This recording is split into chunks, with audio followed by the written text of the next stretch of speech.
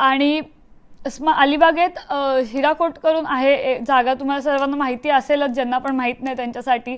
तिकडे आपण मागच्या ह्याला वायफाय देखील लावलं, तर अलिबागमधल्या लोकांसाठी ते खूप सोपं झालं. तिकडे आम्ही यूथ खूप बसतात सगळे. तिकडे संध्याकाळ झाली की तिकडे सगळे भेटतात. त्यांच्यासाठी एक चांगली हे झालेली आहे ही गोष्ट. मागच्या इलेक्शनला बघायला गेलं तर हे अनाऊन्स झालेलं की स्पोर्ट्स कॉम्प्लेक्स बनवण्यात येईल.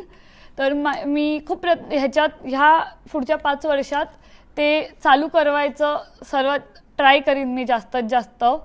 आणि बाकी देखील स्पोर्ट्सचं झालं, एवढे आमचे ते स्पोर्ट्सचे खिलाडू आहेत जे खूप, बॅडमिंटन झालं, फुटबॉल झालं, क्रिकेटमधनं तर एवढे चांगले चांगले खिलाडू आहेत आमच्याकडे. त्यांना सगळ्यांना मोठा स्टेज देऊन बाहेरपर्यंत जायची संधीही मिळवायचा प्रयत्न करीन. एवढं आहे. आणि बाकीचं सगळे आहात, मी तुमच्यातलीच आहे. तुम्ही मला आपली समजून कधीही मिळू शकता. ह्याचे पुढचे इलेक्शन आता येते, 1-1.5 महिन्याची गोष्ट आहे. आपण सगळे एक होऊन काम करू. मला जास्तीत जास्त मतांनी निवडून आणा आणि मग सगळे मिळून पुढचे 5 वर्ष आपण कामं करू.